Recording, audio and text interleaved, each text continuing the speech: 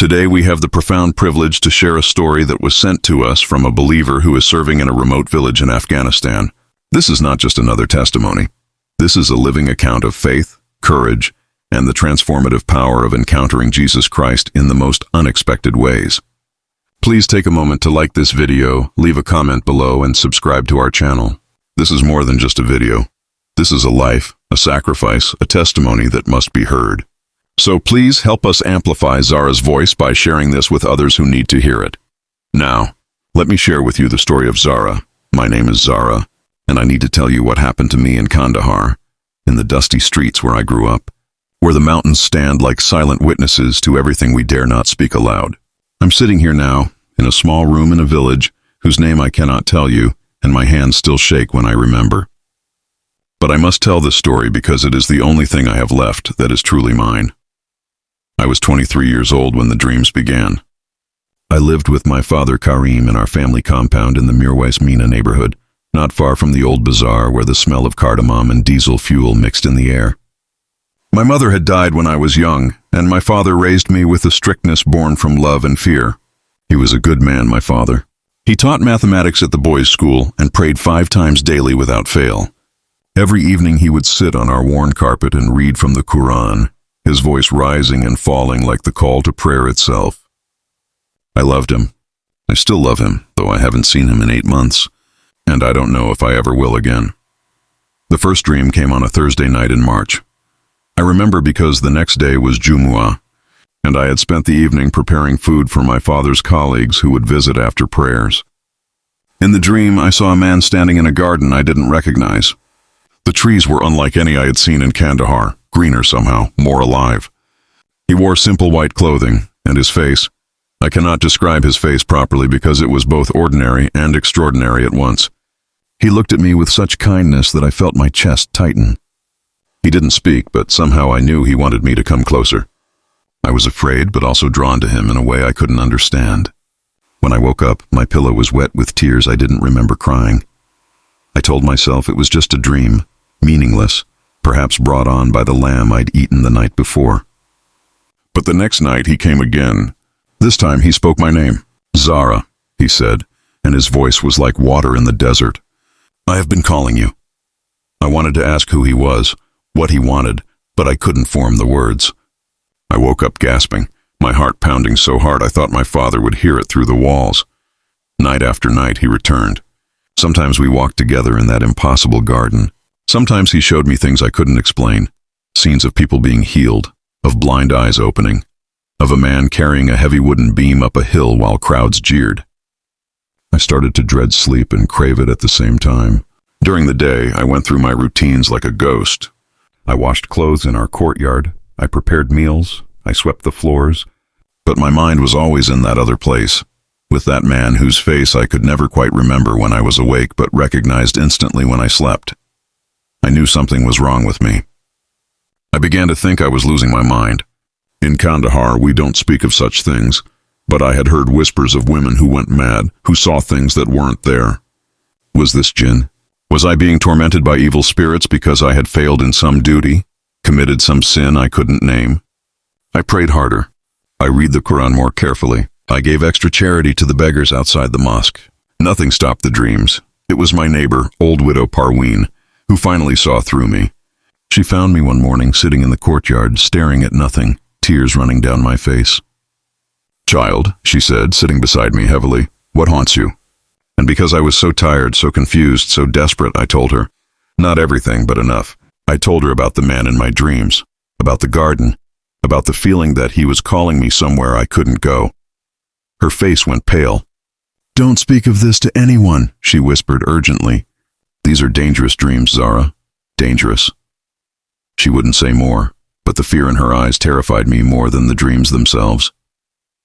That night, the man spoke to me differently. "You know who I am," he said, and suddenly, horribly, wonderfully, I did. I knew, though I had never been told, though such knowledge was forbidden, though even thinking it was apostasy. I fell to my knees in the dream and said, "You are Isa. You are Jesus." He smiled, and it was like the sun rising over the Hindu Kush. "Yes, daughter, and I love you. I have always loved you. Will you follow me? I woke up sobbing, my whole body shaking. The question hung in the air of my dark room. Would I? Could I? To say yes was to betray everything. My father, my community, my faith. My entire identity was wrapped up in being a good Muslim woman in Kandahar. To say yes was to become nothing, no one, an outcast worthy only of death. But to say no, how could I say no to those eyes, to that love I had never known existed but now couldn't imagine living without?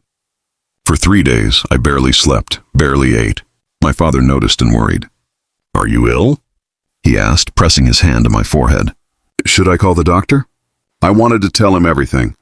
I wanted to lay my head on his shoulder like I did when I was small and have him make everything right. But I knew he couldn't. No one could make this right except me. In my prayers, I whispered, "If this is truly you, Isa, if you are truly who you say you are, give me courage, give me faith, because I have none of my own." And somehow, in the deepest part of my heart where no one else could see, I said yes. I said yes to the man in the dreams. I said yes to Jesus. The dreams changed after that. He began to teach me.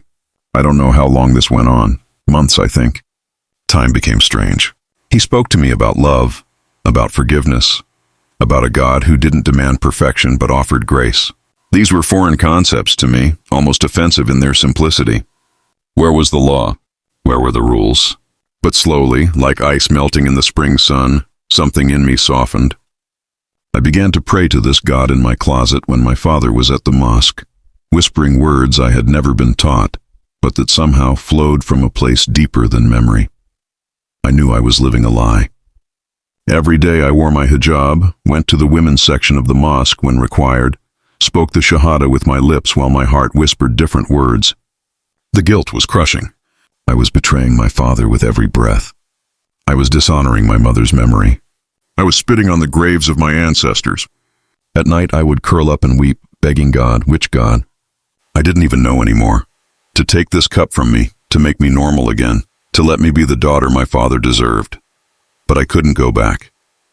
I had tasted something, seen something, and there was no one knowing it. I don't know how they found out. Perhaps I wasn't as careful as I thought. Perhaps someone heard me praying. Perhaps it was simply fate, or providence, or whatever word you want to use for the force that shapes our lives. One afternoon in November, 4 men came to our house. My father was home, and I heard the shouting from the women's quarters. My blood turned to ice. I knew. Somehow I knew. They dragged me into the courtyard. My father stood there, his face a mask of horror and shame. "Is it true?" he asked, his voice breaking. "Did you renounce Islam? Did you accept the Christian faith?" I could have lied. I should have lied. The words of denial were right there on my tongue. But when I opened my mouth, different words came out. "Yes, Father. I believe in Jesus Christ. He came to me and I cannot deny him." My father's face crumpled. He aged 20 years in that moment. "Then you are not my daughter," he whispered. "I have no daughter." Those words hurt more than the beating that followed. They took me to a room, I don't know where, some building in the old city near Sharsuk. They hit me, asking me again and again to recant. "Just say the words," one man pleaded, almost kindly. "Just say you were confused, possessed by jinn, and we can make this easier." But I couldn't. Every time I tried to form the words of denial, I would see his face, that face from my dreams, and I would shake my head. They locked me in a dark room for what felt like weeks, but was probably only days. I had no food, barely any water. My body was broken, my spirit crushed. I prayed constantly, sometimes to stay conscious, sometimes begging for death. "Where are you?" I screamed into the darkness. "You called me and I answered, and now I'm here dying alone." Was it worth it? Was any of this worth it? In the silence that followed, I felt something. Not a voice, not a vision, but a presence. And with it came a peace that made no sense. I was going to die. I knew that. They were taking me to the authorities, and I would be executed for apostasy. But somehow, in that dark room with my broken body, I felt more alive, more real, more myself than I ever had in my comfortable life before the dreams began. The day they came to transfer me, I was ready. Or I thought I was. They bound my hands and led me out to a vehicle. The guard who walked beside me was young, maybe my age. As we walked, he leaned close and whispered, "I had a dream about you."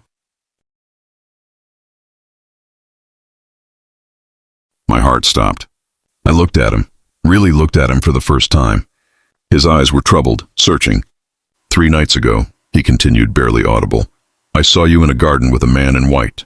He told me to protect you, that you were his beloved. I don't understand. But I can't let them kill you. What happened next was chaos and miracle intertwined. He loosened my bonds as we walked. When we reached a corner near the old cemetery, he suddenly shoved the other guard, shouting something about an attack. In the confusion, he grabbed my hand and we ran. We ran through streets I had known my whole life, now seeing them with new eyes, possibly for the last time. We ran until my lungs burned and my broken ribs screamed. We ran until we reached the outskirts where his cousin had a truck, and we ran still further into the unknown. His name was Rahman, and his story is his own to tell. But he too had encountered Jesus in dreams. He too had said yes to the impossible. We made our way north, then east, through provinces I had only heard about, sleeping in abandoned buildings in the homes of others like us, secret believers who lived in the cracks between worlds. Now I'm here, in this village. I won't tell you which one. I work with women and children, teaching them to read, bringing them medicine, telling them stories. And yes, when they ask, when the moment is right, I tell them about the man in the garden who loved me enough to call me out of everything I knew. I haven't seen my father since that day in our courtyard. I think about him constantly. I wonder if he prays for me, or if he pretends I never existed. I wonder if he's told people I died because in a way I did. The Zara he knew is gone. Sometimes I grieve her. Sometimes I'm grateful she's dead. Every morning, I wake up and thank God, this new God who is somehow ancient and familiar, for bringing me here. Not because it's easy. It's not easy. I'm always afraid. Every knock on the door might be the end. Every stranger's glance might mean discovery.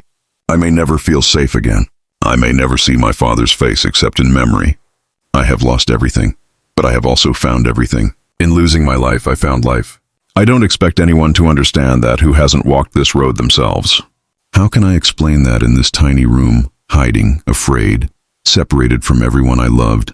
I am more free than I ever was in my father's house. How can I make sense of the joy that coexists with the grief? I pray for my father every day. I pray that he too will have dreams. I pray that Jesus will come to him in the night as he came to me, with that impossible love that breaks you open and puts you back together different. I pray for Rahman, for the women in this village, for all the secret believers scattered across Afghanistan like seeds in stony ground. I pray that our lives, small and hidden as they are, might grow into something beautiful. And I pray for courage for whatever comes next. Because this story isn't over. It's still being written in the prayers I whisper, the risks I take, the love I try to show to people who would kill me if they knew the truth. I don't know how it ends. I only know that the man in the garden called my name. And I answered, and nothing, not my father's rejection, not the beatings, not the fear, not even death if it comes. Nothing can make me regret that yes. My name is Zara. I am a follower of Jesus Christ. I am a daughter of Kandahar. I am a refugee and a missionary. I am broken and whole. I am lost and found. And I am telling you this story so you know that God still speaks in dreams, still calls people out of darkness into light, still loves even those of us hiding in the margins, praying for mercy. This is my testimony. This is my truth, and it is worth everything it cost.